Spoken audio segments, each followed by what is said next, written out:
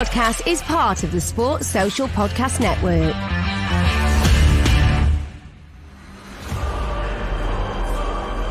The champion, welcome, Danny Batten.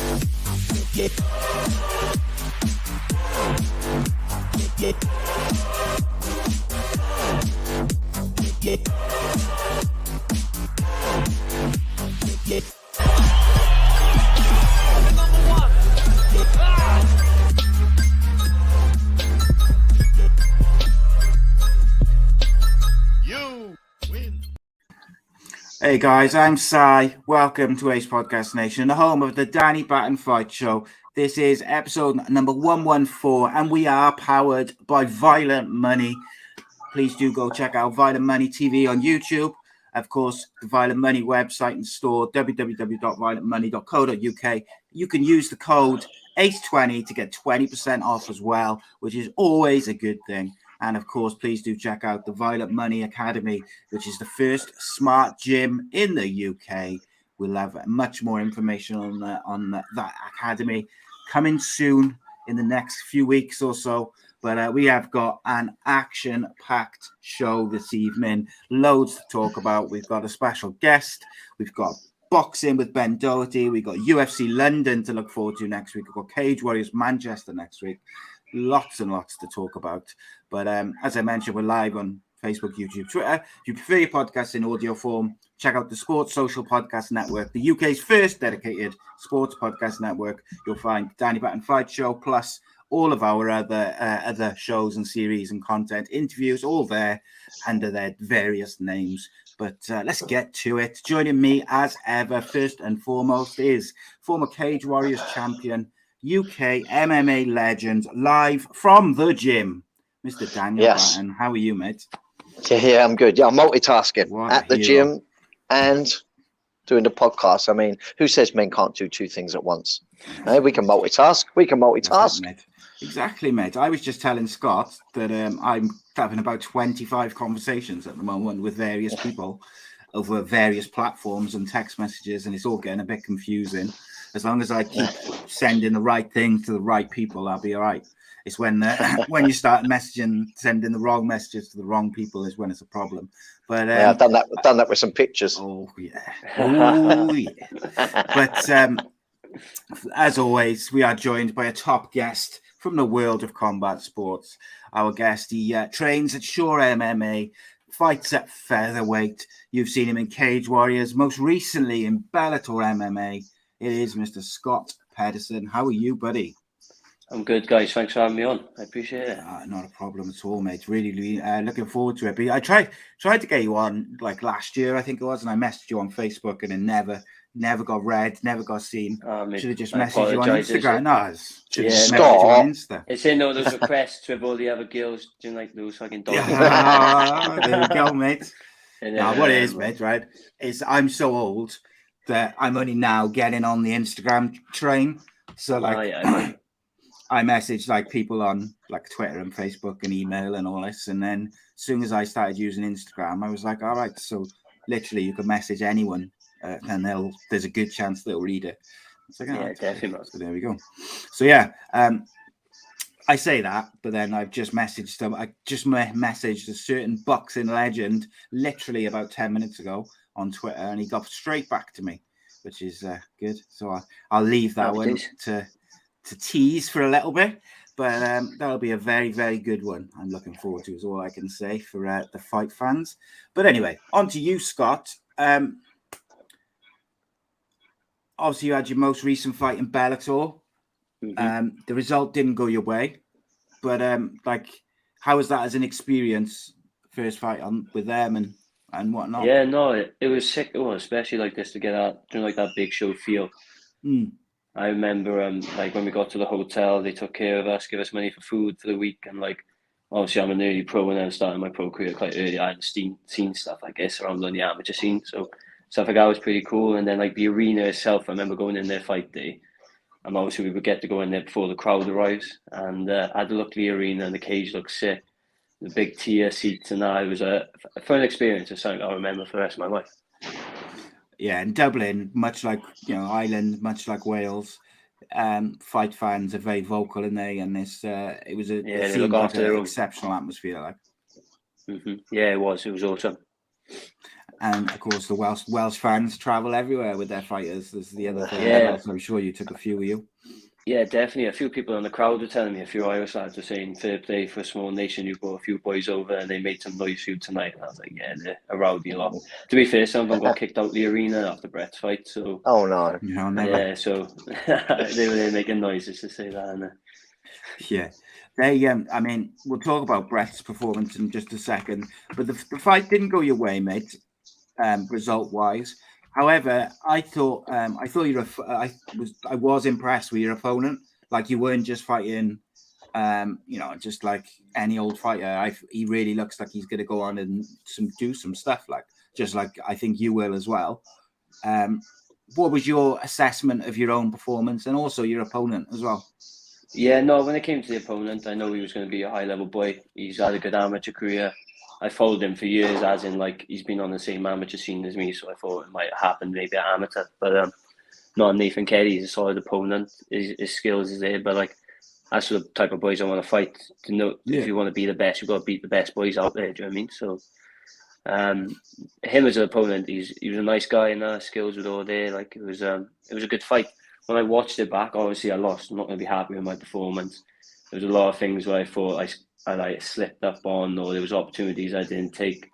Obviously, everything's great in hindsight, but it just made me more hungry, if I'm honest. I just wanted to get back to the gym and just get back in there. Yeah. Yeah, it's one of those, isn't it? Because like me and Danny commented afterwards, and like it was quite impressive because I thought your opponent was very good. I thought, like you said, maybe there was a couple of small errors, but when you get to that, when you're fighting on cards as big as this, those small errors is what can be the difference. It's a game of inches, isn't it? MMA is a game of inches. Like, and if you get those inches up, you're losing, unfortunately. So there's just stuff I need to correct on my side of things, and like I said, it's made me hungry and ever. So I just want to get back in there. Do you think the occasion got to it all? Do you reckon that sort of made a delay in some of your reactions? So I know when I fought on bigger shows, I found just for the first round, I felt a little bit behind tempo, just because you're really conscious of everything that's happening. Yeah, no, I appreciate. I see where you're coming from there, but for me personally, it didn't feel like I just felt like I was chasing the fight. If that made sense to you, I don't really think it was because of the crowd. Because like I know it sounds mad, but like when I was getting announced, I had like my back to the crowd, so all I seen was the stage of my opponent. So that didn't really. I don't think it made it. It might like maybe in the long run if I look back. But I don't think it made a problem at all, if I'm honest. Mm-hmm. I just think I was just behind on little inches, little like movements and that, and he capitalised, and he was a good boy. If you give him 10 inches, they're going to take him. Yeah, absolutely. Scott, I got to ask you a quick question, mate, which is not related to your fight as such. I noticed earlier because I wanted to check the spelling of your name, just for the overlay thing, and I noticed your nickname. Which is, I'm going to pronounce it wrong, so I'll let you pronounce it. Where's that come from, and what's it mean? Right, this is quite a funny story. So, excellent. So the nickname is Den Klaft, and it means the power in Norwegian. One of my old coaches gave it to me. So I'm half Norwegian. My father's side's Norwegian, and my mum's side's Welsh. So Den Klaft meant to mean the power, but in Norwegian it doesn't mean that. So like den in. So how can I explain this so it makes sense? So basically, like the in Norwegian, the word the is den, and the power is craft. But to say the power, you wouldn't say den craft. You just say like crafting or something like that. So I basically kind of just made up my own word and just run with it, basically. That makes sense. I like that. I like that. That's a good nickname though. Some of you see a bit some different fighters, as well. Like. Yes, imaginative, isn't it? But also still like an ode to your background as well, isn't it? With being like half Norwegian and stuff like that. Like yeah, man.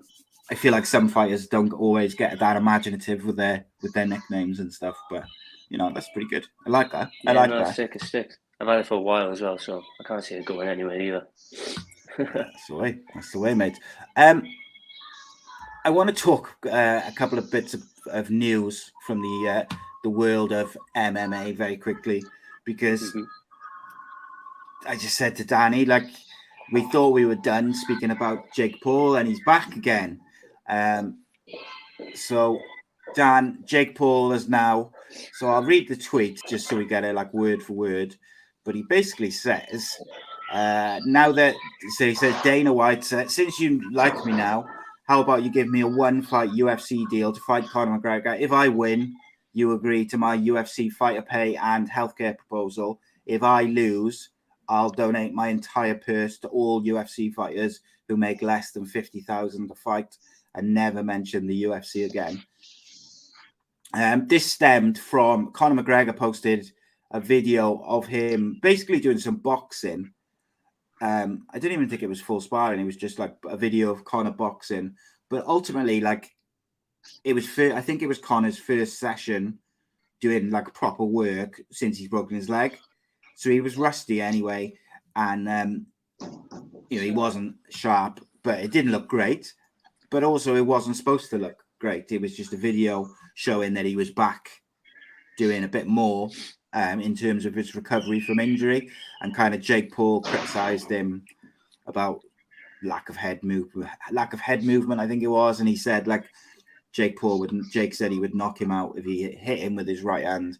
But I mean, I said to you, Danny, a couple of weeks back, or maybe about a month ago, that I thought eventually we'd see Conor McGregor versus Jake Paul in some way, just because the amount of money involved in it would be too much for both of them to turn down. Where do you see it now, Danny? Because it looks like Jake Paul's put out some videos today showing him doing some wrestling and some more MMA related training. So he's clearly doing something, in that direction. I don't know. Where do you see it, Danny? Like, because I know obviously you've done it all, mate. Yeah, I mean, if I'm going to see them compete in any format, it would be MMA. I want to see them compete at, because I just think, there's a big size factor there. I think natural size, goes one way in a big way for me, both in height and natural weight. So I think if Conor McGregor is going to stand a chance, it's going to have to be in the MMA arena. Although, it's not a foregone conclusion that he would win because of that size factor. We did touch on it a little bit, didn't we, before we come on air? That there is a size difference there. I think is it 6'2" to 5'9"? I think is the height stats. Something like that, yeah. Something like that, yeah. So how much is that going to take out of Conor McGregor's normal advantage regards being the superior striker? It would actually be an interesting match. I'd be kind of interested to watch and see how that goes down. And with the kind of deal that's being proposed to Dana White, kind of sounds good. Yeah, I think there's like two sides to it, innit? Like, I think mostly people think, Scott, that if Jake Paul fights in a MMA situation against anybody who's a kind of a proper MMA fighter, they're going to destroy him in pretty quick time. That's always been the kind of overall view, isn't it? That, if he goes to MMA, he's going to get finished in some way. He's going to get tapped out. He's going to get knocked out, whatever it may be. And all of a sudden, it now looks like there's at least a small chance it happens. It's a big jump, mind, to go from boxing, no professional boxers, only MMA fighters, to then go and fight in the UFC versus arguably the biggest name in the sport. So I don't know. Where do you see it? Yeah. I find it quite mad that, like, if you went back maybe 2 years ago and someone brought this up, people would be like, what are you on about? How is he even going to compete with McGregor? But fair play to him. He's got himself to the point where people are talking about it. And if it's a straight boxing match, I don't know, I think Conor can still win. In an MMA fight, the thing is with Jake, he is obviously training hard and getting better at fighting, isn't he? Do you know what I mean? So maybe if he dedicates like a full camp to MMA, maybe he stands a chance. And like you said, he has got a bit of weight on him. So, but if I had to put, like someone said, right, here's $100,000, put money on it, I'd put money on McGregor banging him out or taking him out with it. Like, yeah, I think I still find it difficult to think that he could come into the UFC in full rule. You know, if it's a full normal UFC rules, that there's any way that he gets past anyone who's like in that top tier. Yeah.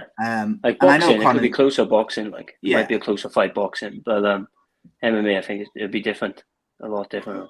Yeah, I just couldn't see Jake Paul taking, for instance, you know, like Conor throws those big head kicks at the start of fights to create the spaces so he can try and kind of create those weird angles that he does.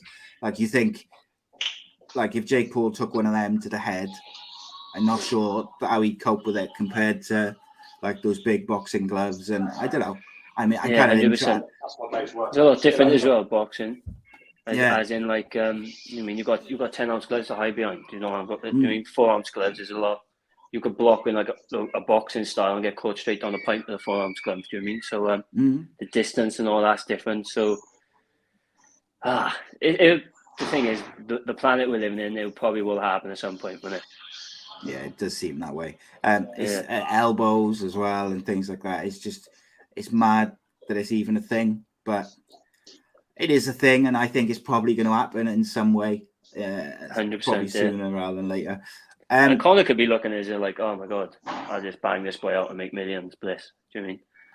Well, that's it. Like some of the figures which were being bandied about a couple of weeks back was almost not far off the money he got from the Mayweather fight, and like he might just look at it as like, do you know what? Like, you know, I'm going to get like 70 million or whatever just to knock out some YouTuber and finally kind of shut him up or whatever. He might look at it like that, but I don't know. I think he'd have to take him serious, though. He would definitely have to take him serious. He couldn't fuck about and that. Like, I mean, yeah, 100%. And I think, like we've said, Dan, haven't we, before? Like the one thing which Jake Paul has got on his side is one, age, and he's clearly a natural athlete, like picking stuff up, like he's getting sharp. Athlete. He's young enough, but also he's got so much money that he can hire the best coaches in the world, not just, you know, the best in his area or whatever. Like he can hire the best coaches in the world, fly them out, etc., and he can train all day, every day, which other fighters can't do necessarily. Maybe, you know, Conor can, obviously, but like a lot of general like boxers, MMA fighters who are coming in early doors in their careers, you know, they might have day jobs, they might be relying on sponsors. Like he can literally just get the best of everything, and 100% recovery 100%. Training. And, it's going to be a one to watch for sure.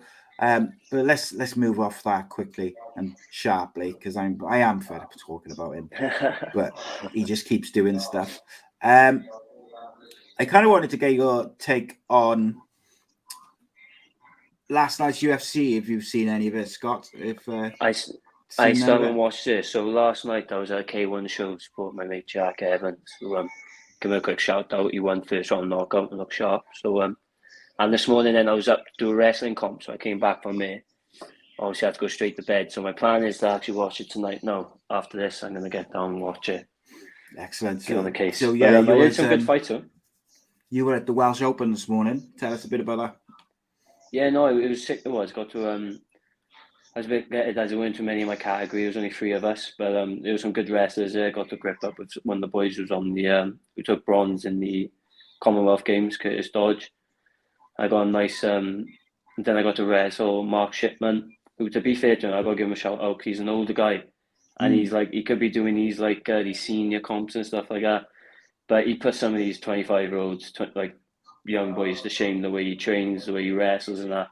And he just gets stuck in. So I wrestled with him, managed to pin him. But like I said, he's fighting, he's competing against young, hungry athletes, and he's like giving us good go. So nothing but respect for him. But yeah, I ended up, there's only 3 of us, and yeah, only ended up taking silver. But it was something close, and I like to stay active, try and do as much things as I can. At the end of the day, I train all the time, so I might as well just try and compete as often as I can. So it was just one of them. It was sharpen your skills, I suppose, isn't it? Exactly. Yeah, I'm a martial artist at the end of the day. Do you know what I mean? It's a way of life. I know it sounds a bit cheesy, but that's the way it is, isn't it? It's the way it's got to be, isn't it? What about in terms of your next fight? When are you looking to get back in there? So my teammate Brett Johns is holding a fight night show May 14th, and he's looking to get me matched on there. So anyone, there's any featherweights out there fancy a fight, check him a message. Let's get on the case in it. But yeah. So my plan now, I just want to stay active, just keep the ball rolling, keep training, keep getting better, keep fighting, and keep improving. And I want to start. I want to even out my record now, so get back to like an even, and then just start taking it from there. Then try and get back on the big shows. Start taking these boys out. I think what I was thinking when I was watching you on that Bellator card the other day was like, I feel like once it clicks for you, you look like you might go on a bit of a run. It's just getting it to click. When it clicks, it's going to be scary. I swear. Can't afford to, mate. And obviously, you're training with a murderer's row of athletes down at Shore MMA. You've got obviously you've got Jack Shaw, Brett Johns, you've got Oban, but also you've got like all of the wide array of. Apologies, am I back? Yeah, you are back. I was just saying you got like a murderer's row of talent up at Shore MMA. You've got sort of the well-known guys like Brett and Jack and Oban, but then you've also got a massive range of amateurs and younger guys who are coming up. And, the amateur team is scary. There's a bunch of boys that no one knows about yet. That's just you watch in the next 5 years, you'll see more coming through. So you get class rounds from like in training day in day out from the pros, from the amateurs. It's bang. It's like the first super gym that's coming in Wales. Like, do you know what I mean? It is a super gym, and you're going to see in the next 5 to 10 years as competing alongside these big names. Well, the boys are already doing it already. Jack Shaw's fighting in London next week. Brett's doing it in Bellator. Like, do you know what I mean? So it's just going to keep blossoming, in my opinion. Yeah, I think. How excited are you about like Welsh MMA over the next 5 years? Because I said it a few times though. It's gonna be like Dagestan. I've like they're like a bunch of people and they just came out of nowhere. Ireland are there. Do you mean? So I think like in the next 5 to 10 years, you'll see a big wave of like starting to blossom through from Wales. Yeah, I agree. Because you've also got your Shore MMA, but you've also got like the Matt Academy as well. There's loads of other gyms around Wales that are high level as well. Do you mean? So it's not so like. And it's cool because sometimes we come down on a Thursday and now we get sparring rounds in with all the boys, Ben Ellis. I don't want to name names because I just end up forgetting people like Jeremy. It's one of them, innit? But Wales is some scary fighters, and you get to see on Cage Warriors next weekend. We got a bunch of boys out on there from Wales. That'll be a sick card, by the way. I'm looking forward to those fights. Yeah, we'll talk about both that and UFC London now in just a second. You mentioned Brett Johns finally made his Bellator debut. Seemed like ages, unfortunately, through one reason or another. I don't think he could have been any more impressive in his Bellator debut. I thought he was exceptional, but I thought he was pretty damn good when he returned in his last couple of fights for the UFC. And look, he's got all the talent in the world. Brett's one of the best in the world. I'm not just saying that because I'm his friend, teammate, and that. I feel it every day in the gym. I mean, he is one of the best I've ever come across or trained with. Do you know what I mean? And it shows in his performances. When Brett's on, he's on, and he is one of the best bantamweights on the planet. And so is Jack, to be fair. Like, so I don't get to watch them two spar because obviously I'm doing my sparring rounds where they're training. But it's like, I suppose, the fathers who come and bring their kids training get to watch fucking some of the best scraps every day. Like, do you know what I mean? So, but yeah. Sorry, what was your question? Just Brett. Like, I didn't even know if I asked you a question. I was just talking about his performance, really. But I think when Danny, when Brett signed, mate, we talked about how if he can put a run together, he's capable of being like the bantamweight champion in Bellator. They have strengthened that division a little bit, but I do think he's good enough. Yeah, it's definitely like Bellator and UFC now is not like there's brilliant fighters in each division, isn't it, to be fair. Yeah. But I think Breck can 100% get that Bellator title in the next 2 years, without a doubt. 100%. It's all there for him. Absolutely. And I know, Danny, you're going to say at some point in the next half hour or so that Scott should come and do some sparring at BST. Yeah, you say that to all the guests, trying to poach them I'd up love there to. I'd love to have a look at them. You've got some brilliant. Yeah, it's really good. Yeah, it's we're very, very open here at BST, and if you train with Ben Ellis, he probably would have told you that he comes down sometimes as well, and we just get people from all different gyms all around the country come and meet up on a Tuesday in the afternoon, and they all get sparring together. It's great to watch. It's good because I get to see my boys up against different stylists, 100%. and it's just really great. But it's all friendly done. There's certainly no intent to hurt each other in there, although we are obviously sparring MMA. There's no egos in there, and it's just great watching everyone rubbing shoulders with each other, both top amateurs, but mainly pros, I guess you would say, and ones that are perhaps committing to it more and perhaps got some kind of financial backing to be able to train in the day. Unfortunately for so many amateurs, and they run full-time jobs and what have you. Yeah, but exactly. Yeah, it's a real good crack, and it'd be great to see you and get to meet you in person properly. I've seen you backstage before, but you was preparing to fight, I believe. But it'd be nice to be able to talk under more relaxed circumstance. I definitely love to take up on that offer, especially get to train with Jordan. He's Cage Warriors champ. He's one of the best. He's the best heavyweight in the country. I was thinking obviously between him and Paul Hughes is going to be out of the scrap next week, and I personally think both of them boys are UFC caliber. Jordan and Paul Hughes, but it'd be an honour to train with Jordan himself. So I'll definitely take up on that offer. Thank you. Yeah. It'd be great to have you. You'll be well looked after it as well. We try to make it a pleasurable experience for you to come up, and that's always open. Cheers, I appreciate it. I'm sure it'll be some of my coach as well. So happy days. Yeah. We you mentioned Jordan and Paul Hughes. Let's talk about Cage Warriors Manchester next week. It's another exceptional card put together by Ian Dean and Graham Boylan and Cage Warriors team. It's looking very exciting. Let's start with that main event. I know, Danny, you don't want to say too much because you don't want to talk about your game plans and stuff. So you can leave the reckless speculation to me and Scott. But Scott, you mentioned they're both UFC caliber. I think, like we have talked on the show before with Danny, like we would have liked to have seen them perhaps have the rematch at a later stage on a bigger, because I think you could have done them two on UFC London the next stage. I mean, 100%, absolutely, Which way do you see that going, Scott, or how do you see the fight going? Because it's a hard one to pick. It's a hard one to pick. I've been thinking about this now because to be fair to Paul Hughes, he looked class in his last outing. But I'm guessing Jordan is one of them boys as well, as when he's he hasn't fought maybe in a while. But he's definitely one of them boys I know for a fact who's going to be training and trying to improve his skill set whenever, So I think it's either going to come out and go one of their ways. One of them's going to really shine, I think. Or it could be a barn burner like the last time. But if I had to pick, I think Jordan Vajanic gets it done. I'm not just saying that because his coach is here either. That's someone said put money on it. That's what I go with. Yeah, I do think and I find it difficult because I'm friends with Jordan as well. I kind of am I being biased just because I like Jordan and stuff, and it's I think Jordan's going to finish him, but I kind of also agree with you that it wouldn't surprise me if we saw 5-round barn burner, just back and forth for 5 rounds. And secretly, that's what I want to see, just for the entertainment. Yeah, that's it. No, their first fight was so good, but I know, and we have talked about this with several different guests, including Graham Boylan. I think we talked about it, Dan, didn't we? About the cage. Yeah, we did. The cage grab in the first round of the first fight did change the momentum because Jordan would have taken him down, and then I think it's a different fight.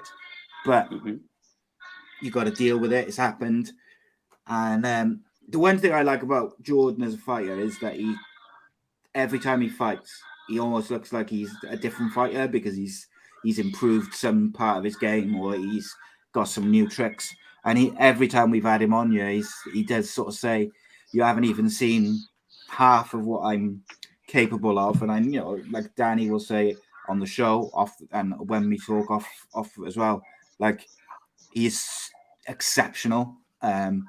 Not just in his talent, but the work he puts in. So when you look at what he's already achieved, that's almost like a scary thought, isn't it? That he's, there's more to come. He could just be getting better, like could just be getting started, like so. No, fair play to him. Yeah, I wish it was. I wish it was on UFC London in some ways, even though Cage Warriors is also. I believe the boss man's going to watch you, isn't he? And Dana White going to be there. I've heard that. Yeah. Is that going to be like auditions? Is Dana White looking for a fight type thing, like? Yeah. Like he could probably sign the winner. I wouldn't put it past him. Yeah, it makes me think that could happen. It makes me think that could happen. Well, Danny, I'll expect Dana White to be our guest the following week, then, mate. No pressure. No pressure at all. I brought Graham Boylan to the pitch, so now you've got to bring Dana White. That's the way it works, isn't it? Yeah, my mate Dana. Yeah, that's it, mate. So then you've also got. We'll stick to the featherweight fights for a minute then, because that's your division, Scott. On the main card, you've also got Tobias Harria versus James Hendon, which I think that's a really good fight on Cage Warriors. That's a scrap, that is. And I didn't even know that was on until I was just scrolling through on Instagram the other day and I seen it pop up. But I reckon I think that's going to Tobias' way. It's gonna be a tough one, isn't it? It's gonna be I look at all these fights and I think maybe bar one or two, I almost think like there's a few which could just be exceptional sort of 3-round fights of just fight. Yeah. The matchmaking for that card has been done brilliantly. Like all the scraps are like there's no mismatches. It's all going to be good dust ups. Yeah, it's always the same, isn't it? And then on the prelims, we've also got a couple of 3 Welsh lads actually. We've got Ben Ellis is fighting Nick Bagley. I had Ben in the Eat Sleep Media studio recently, which we put out on Friday. And he spoke very honestly and openly. Obviously, he had his first loss fairly recently on the Cage Warriors card. He wasn't happy with it. He didn't like the guy he fought. He thought he was a bit disrespectful, but he also felt like, it was I can't remember the word that he used, but basically, like Ben's a killer, and he's a very, very good featherweight fighter, and I think he wants to show that maybe that wasn't the best version of him. Scott, you've trained with Ben, as you mentioned earlier. Like, what's your assessment of this fight? Because Nick Bagley he's a good fighter as well. Yeah, Nick's he's a good strong boy. So is Ben. I think it's the first one to impose their will. Whoever starts imposing their will start running away with the fight. But I think Ben could 100% do that. He's game boy. He's sharp everywhere, sharp striking, wrestling and grappling. So I think he just needs to go out there, take this pace from the get-go, and I think he gets the job done. Yeah, I'm kind of leaning. I'm gonna be a bit biased as well. Welsh boys. But if he puts his head to it, he can definitely do it. Danny, what about you for the Ben Ellis, Nick Bagley one? I was surprised, Dan, when I spoke to him. We obviously did his whole story from the start of his career, of his life, all the way through. He's got a massive sporting pedigree in his family, like his grandfather, his father, his uncle, I think it was, like a lot of professional sportsmen in his family. So he definitely knows the score when it comes to elite sports. Yeah. We've seen the talent that he's got. It's how he reacts to that loss now, isn't it? Yeah, he's got to overcome that. He's got to bounce back from it and bounce back through it strong. I think Scott's got the right idea with what Ben needs to do for the approach, and has to get in there and get working from the get-go. And then that loss won't be anything that's got to be on his mind before he triggers that first sort of blow, so to speak. But I think if he gets in there and just gets tucked in, not mindlessly, of course, I think things are switching to automatic pilot, and that loss won't be any bearing on how he performed that night. But if he just holds off and allows the other chap to start off first, that wouldn't be a good thing, I don't think.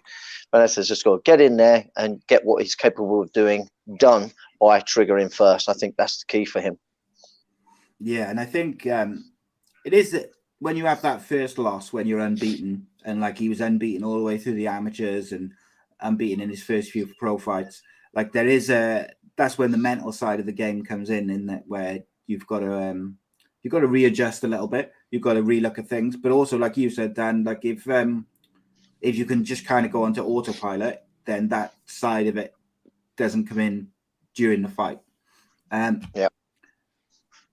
Just before we go to the Aiden James fight, Scott, like how hard is it mentally to be a professional fighter for you? Like, because a lot of fighters we've had on and coaches and Danny will say like the mental side is almost harder than the physical side. Without a doubt, you always everyone say it's 10% physical, 90% mental, isn't it? But for me, I've been like competing in like some type of combat sport since I was like 10 years old. So it's like not like come natural to me in that sense of competing. But I just kind of always been around it. I've like kind of used to. I know how I feel. Like I used to think, when these nerves going to go away? They never go away. You just get better at dealing with them, type thing. Do you know what I mean? Yeah. So I think it all in preparation as well. As I failed to prepare, you prepared to fail. So if you're confident what you've done in the training room, everything's strict. Do you mean at the end of the day, it's like when then those stone unturned. It's a sense of freedom, and when you go in the fight, you're not too worried. Like, do you know what I mean? So I think it's about getting that type of mind frame, maybe. But everyone's different as well. Some people like to go in amped up and aggy. Some people go in chilled. Like, so it depends on the person also, I think. Yeah, 100%. On that side of things, like you seemed very calm and collected going in the weigh-ins.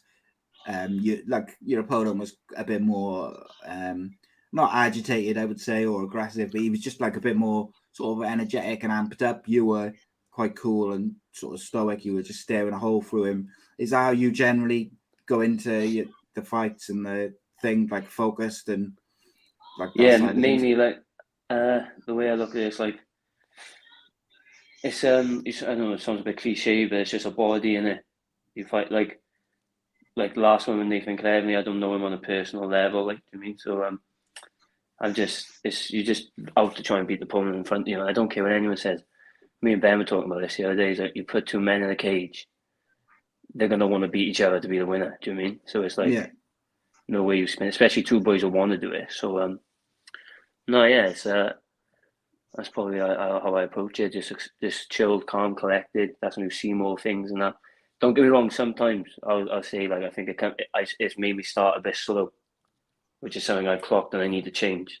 But I don't need to be amped up and aggy to start faster. It's just something you need to clock on to. Like that's a mistake I've made. I need to pick it up a bit. But yeah, that's just me. It always has been me, and that's how I'll approach it for the rest of my career. I was interested, like, because you are, like you said, martial arts is a way of life. What about, have you ever fought anyone in your amateur or your pro career who you've got a genuinely dislike for? No, I thought this one boy, Charlie Boy Howard, back in the day, who was giving me the finger. It was like a Nate Diaz type character, like. But we're fighting tomorrow. Do you know what I mean? We're gonna fight. Like, you can say what you want to me, call me a prick, and I still get to get my hands on you the next day. Do you know what I mean? So it's one of them, and then we're gonna fight. You can say what you want to me. It's one of them sports where you kind of can't say what you want in an aspect because you're going to try and fucking put him unconscious the next day. Like, so, do you know what I mean? Don't get me wrong, I think it goes a bit too far when people start bringing family and that next day can't defend themselves or family members. Like, but no, just basically that's my view on it. Like, yeah, got you. So then next up we got Aiden James, obviously previous guest on the show. He's fighting Kingsley Crawford at bantamweight. That for me is that's a massive fight for a prelim fight as well. I really think that's a big fight. I think both guys have got the ability to be something quite special. They fought back in the amateurs as well, them two. Did they? Oh, really? Yeah. I didn't know that. We're gonna have to. Who won that? Aiden beat them on a decision. Back in the amateurs, like. So I didn't know that. Yeah. All grappled him mainly, like. Yeah. Aiden's been on a bit of a WFS. tear, so I'm really quite excited to see this one. Yeah, Aiden's another one, man. He's got all the tools to get it done, 100%. His opponent's looking sharp though lately. He's looking really good, so it'll be a good fight. Like. Yeah, I'm almost surprised this one's on the prelim and not on the main card because of the kind of run that both guys have been on. If that makes sense, like because they're both on definitely. a bit of a tear, bit of form. I almost feel like it wouldn't have surprised me if they put it as the opener on the main card. Definitely makes sense. He's fighting. Kingsley Crawford's fighting out of GB top team, isn't he? So. Like obviously with Brad Pickett, some very experienced, good fighters coming out of there at the moment. We had Brad on a few weeks back, and look, it's an interesting one because Kingsley Crawford was that the one that Ben fell out with, wasn't it? They fought as well, didn't they? I believe. That was the one Ben beat he beat Ben. Yeah, Ben beat him by decision, I think. But then since he lost to Ben, he beat Adam Wilson by he did that.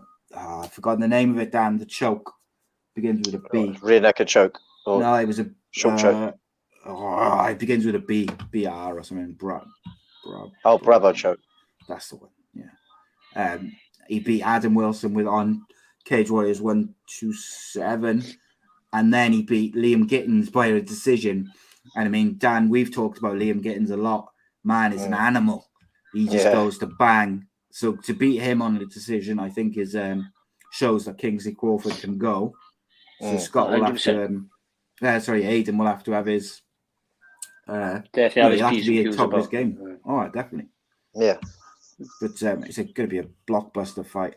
And then the last fight I want to talk about is Ryan Morgan versus Lonar Kavanagh. Ryan Morgan fighting at flyweight for the first time. I'm really excited to see Ryan Morgan fight on Cage Warriors because I think he's exceptionally talented, and also he's coming back from a long layoff from a knee injury. So I'm just really interested to see how he takes to flyweight. He's got a good record. He's supremely talented. Man hasn't got an ounce of fat on his body.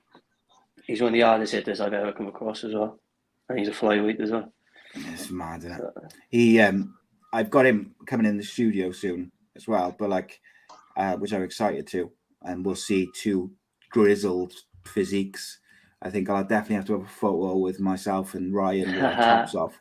And if we cut the heads off, no one will know who's who. But that's all right. Definitely not. That's it. No, he is jacked. He is jacked. But I'm looking forward to it because I think I was speaking to a guy the other day who said that Lonar Kavanagh's a pretty good fighter. Like he's 2-0 at pro. No, I've heard he's a sharp boy as well, to be fair. He's another one out of GB top team. He's on a current 4-win streak. He's only young. He's 22. So, I mean, Ryan's going to have to be again, got to have it. When you're fighting, Danny, you've talked so much in the last year, or we both have, Cage Warriors is so high level now. Maybe 10 years ago or 8 years ago, or whatever you want to say, the top of the card was very good. But then as you got to the sort of prelims, maybe they weren't as high level. Now, a lot of these fighters, it's just the best in Europe, isn't it? And it's impressive. So without a doubt, yeah, definitely best promotion in Europe. And there's depth in each weight division. That's the thing as well. It's not just a couple of stand-up. There's depth there. You could really argue that the top 5 in any of the weight divisions wouldn't be out of place on a prelims UFC card. They're that sort of caliber. Spot on. 100%. I was just trying to check Ryan Morgan's age.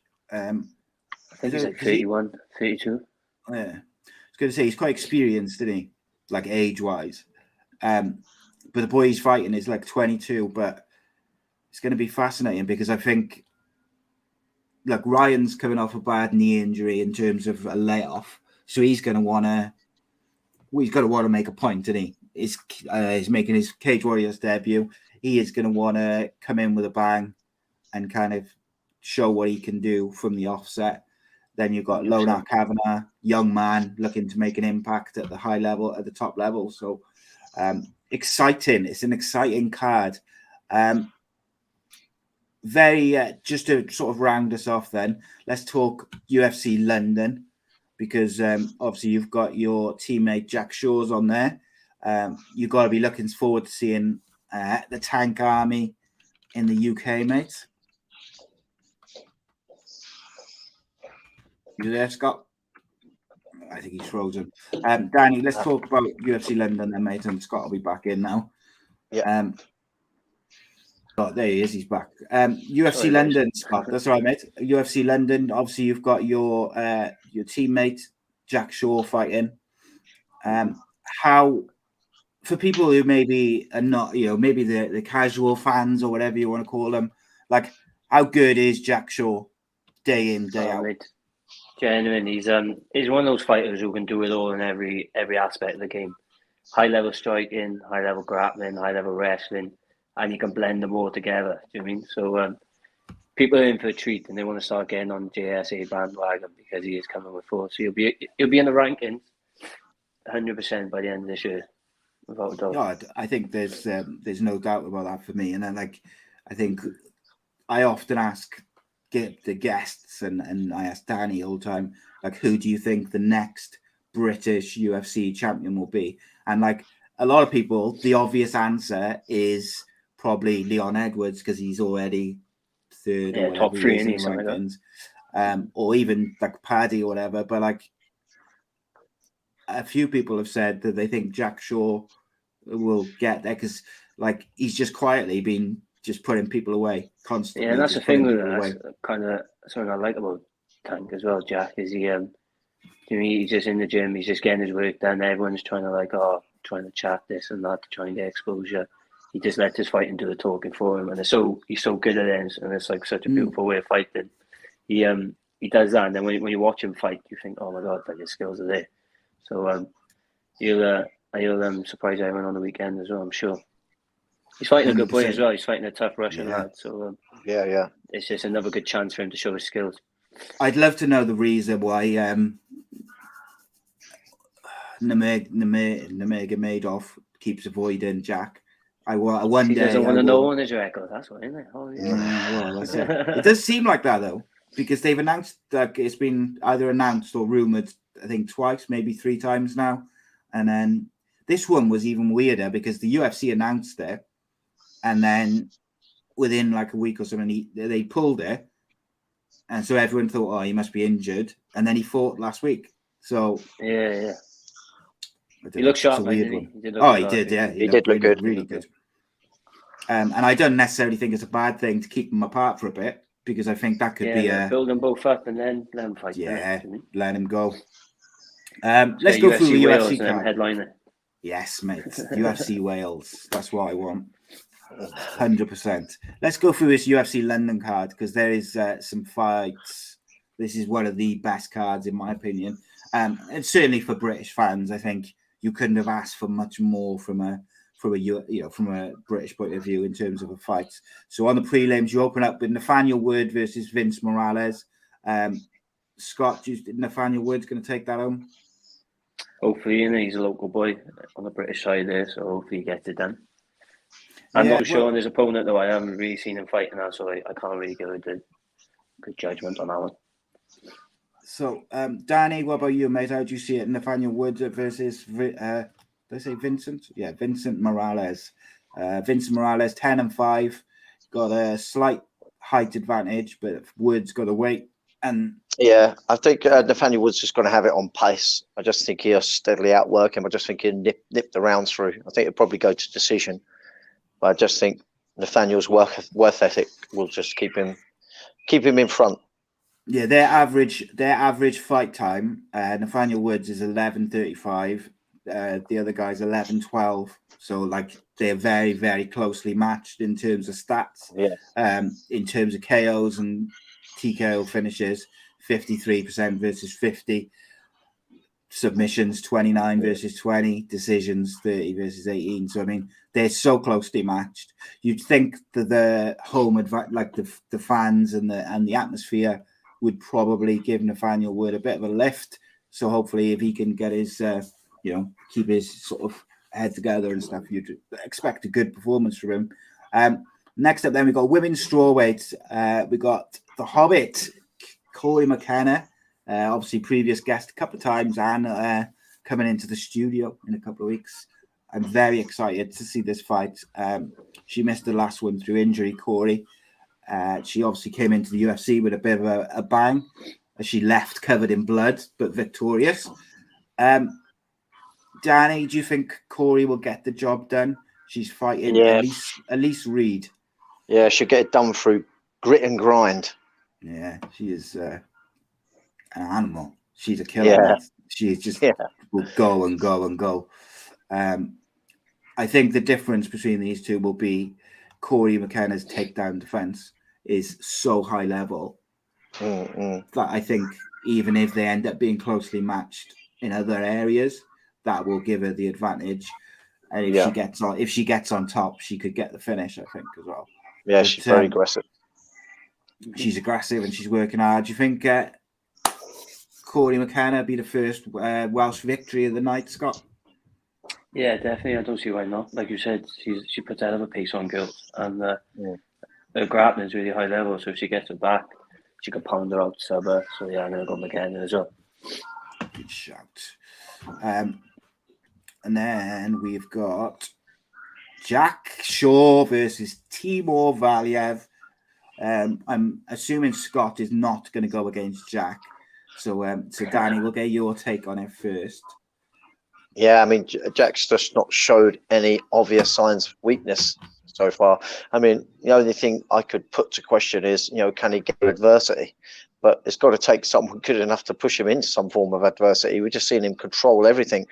One question I did have a couple of years ago when we was doing a podcast was I hadn't seen enough of his striking because he had just taken people down so easily, controlled the issue on the ground so convincingly, and was putting people away in that order. So it was a little bit of a case of not seeing him do much of the striking because the caliber of people that he was competing against, although high caliber, it weren't seeming so for him. He was just doing it with this least damage as possible being put upon himself.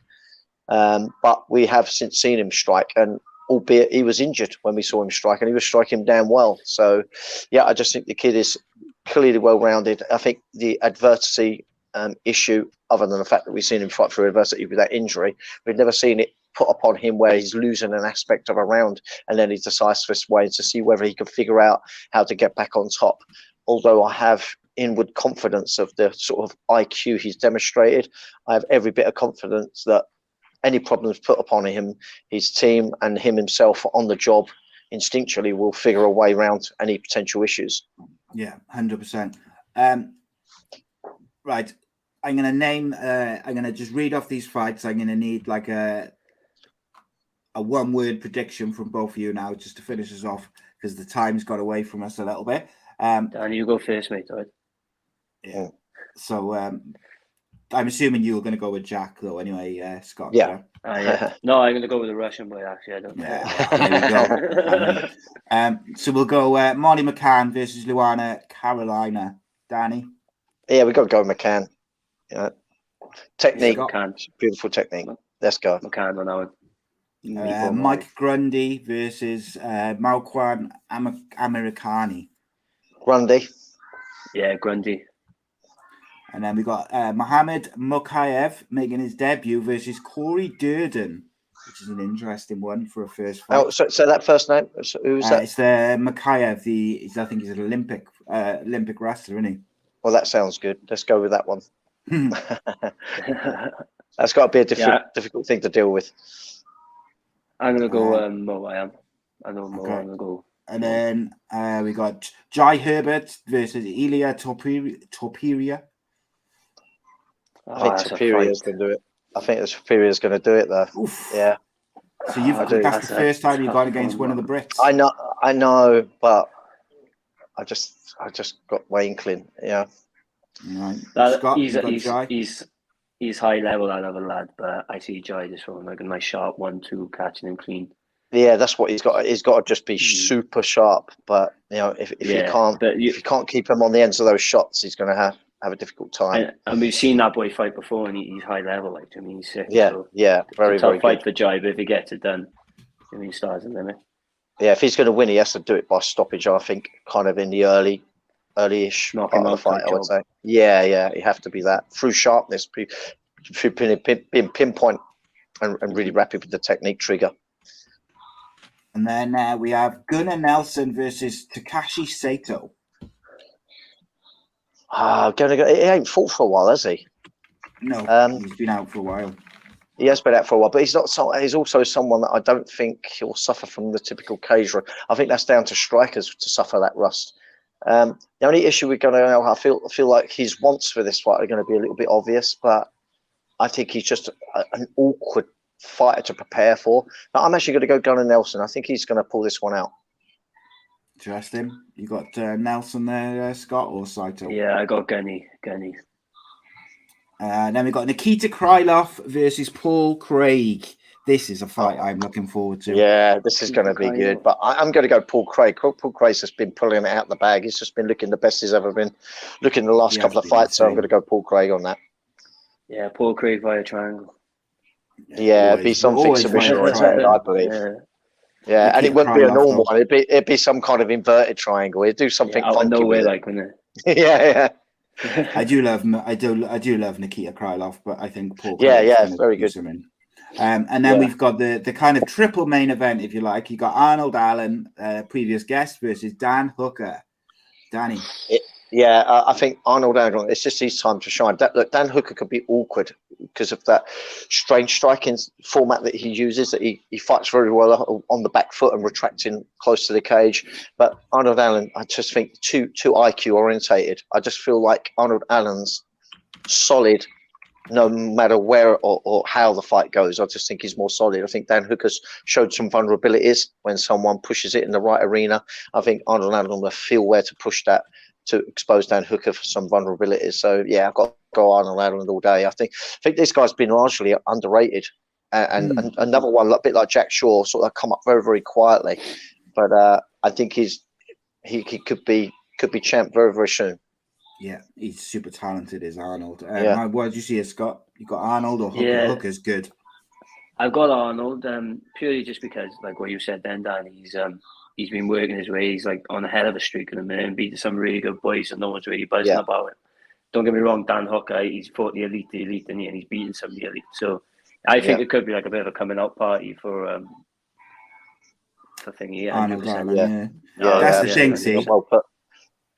Everyone's thinking about Tom Aspinall, Paddy Pimble, Paul Craig. I actually think that after the show, people will be talking about Arnold Allen, Jack Shaw, maybe Corey or Damani McCann, people like that. Like, I think those people are going to steal the show more because we're going to talk now. You've got Paddy Pimble versus Kazula Vargas. We didn't get the Cowboy versus Paddy fight, which we were really looking forward to. Is Vargas going to give Paddy any trouble, Danny? I think he's there to fight.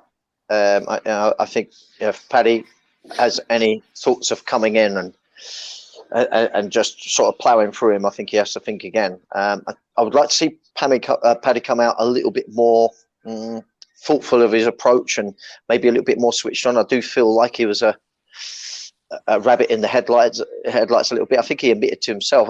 I think he said in an interview, didn't he, that he perhaps let the occasion get to him a little bit. This time around, he's a little bit more experienced. I hope he shows that.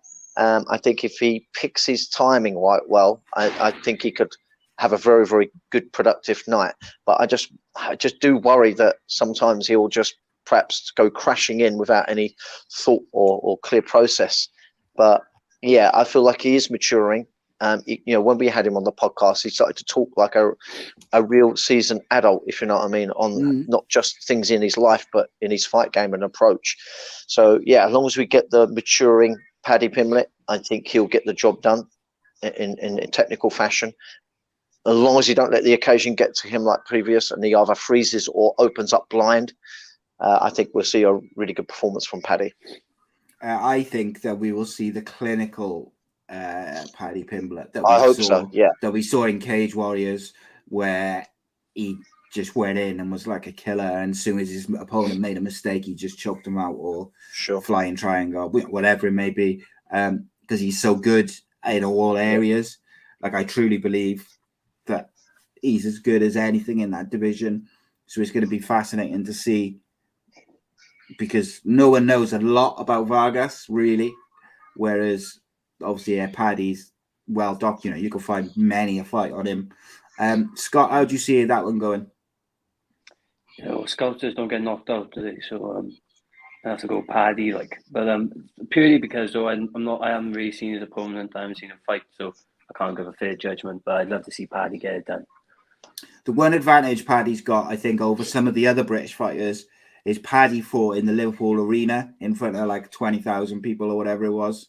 I think 9, on Cage Warriors. I don't think it was 20, but like 9,000 or whatever it was. He's fought in his hometown for a belt with thousands of fans there. So he has fought on, in some ways, to him, fighting in Liverpool for the Cage Warriors title was probably bigger than this fight in terms of pressure. So I think that side of things, he should be all right. And I do just think that maybe he got a bit nervous or whatever it was before his UFC debut, and he still, kind of walked through the guy's punches and finished him. So, yeah. But this is a good fight, though. I think this is the right type of fight for him to be having for his second introduction to UFC. I think it's a really good one. Look, the guy's really super aggressive. And, I think the longer the fight goes on, hence I want to try to, make my point more clear that I want Paddy to know that he's got 15 minutes to beat the guy. And I think he could figure the guy out and find an easier way to get the win, rather than perhaps falling into all this, all this talking that he does and getting drawn into trying to put on a great display all in the first round. I think if he's just mature with his approach, he could make shorter work of the guy rather than going out rushing, because this guy's aggressive. He's got a lot of KOs on his record. He's there to fight, but the guys are older. He's like 36 years old, hitting his twilight years. And so I think the longer the fight goes on, the more holes in the guy's game will expose themselves for Paddy Pimble to take advantage of. Sorry, I was just looking. I just had a message from Brett Johns' MMA page saying I won a competition. Oh, you're coming to the fight show. There we go. Nice. Oh, how wicked. Check me out. That's wicked. I can't hear it because it's on my phone, so I've got the sound turned off. I'll have to read that in a minute before it disappears.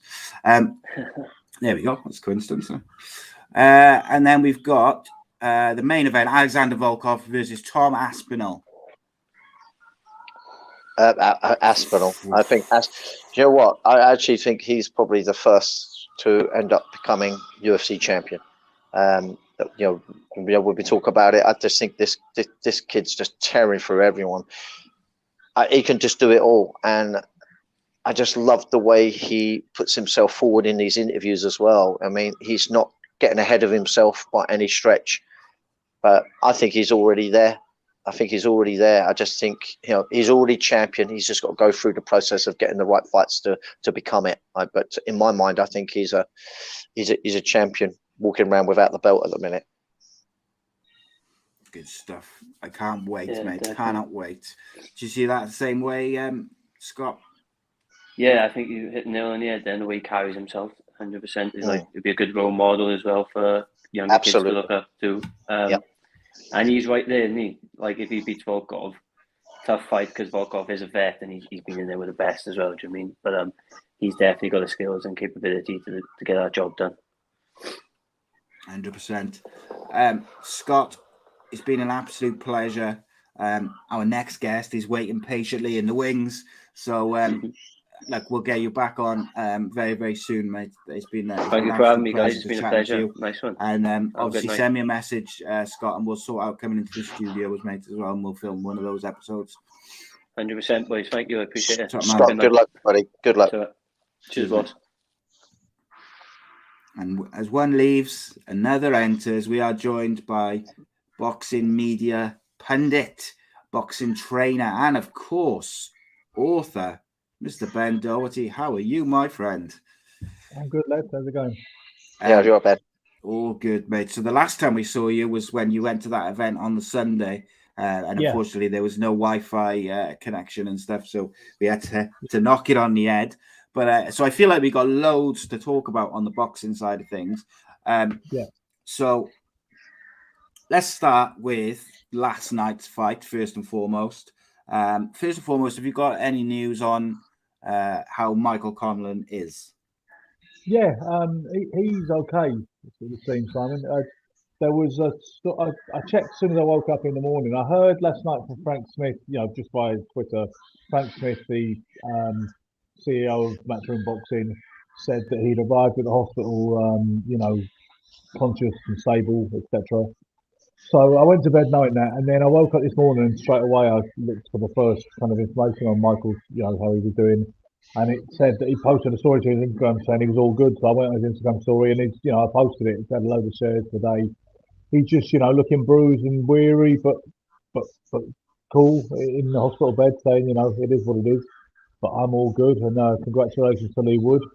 He caught me with he said he landed the best shot of the night. Right at the end there, he just caught me with it. And so he seems to be fine. I mean, I'm aware that you need to monitor somebody's well-being for a couple of days after something as taxing as that, but he seems to be fine.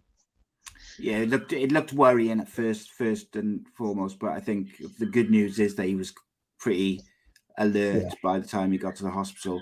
In terms of a fight, Ben, it was a bit of a barn burner. Yeah, it was incredible. It was. It's like a domestic classic. I know there was a world title at stake, but I call it a domestic classic for a few reasons. And obviously because of the England-Ireland kind of. I know Irish people do not consider themselves British, and when you say, Barry McGuigan was one of the best British fighters of all time, people will jump down your throat and say he's not British, he's Irish. I understand Conlan is Irish as well, but I see it as one of those great kind of domestic classics along the lines of Ben Eubank. I think it's probably perhaps even a better fight than Ben Eubank. I mean, there was drama right from the off, as you know. I mean, the way it was floored heavily in the first round by that overhand southpaw left, Lee Wood. Looked like he was going to get banged out in the first round or the second round. Then he just pulled himself into it by his bootstraps, imposed himself. I think Conlan was getting the best of it for much of certainly the first 6 rounds. But Wood is just so dogged and so insanely determined, that he started to do better in the second half of the fight, as it were. I still think he was probably behind scoring kind of organically, just rather than scoring round by round. But you saw what happened, and it was just unbelievable, wasn't it? I mean, it was just, I'd say it was Rocky-esque, but Rocky has not quite written those kind of scripts, not the way that he fell out the ring as dramatically as he did. And I think that's another reason why there was so much concern, because we just didn't see him after he fell out the ring through the ropes. On TV, we didn't see him again. And I suspect that in the crowd, because they wouldn't show you a slow motion replay because in case it was distasteful.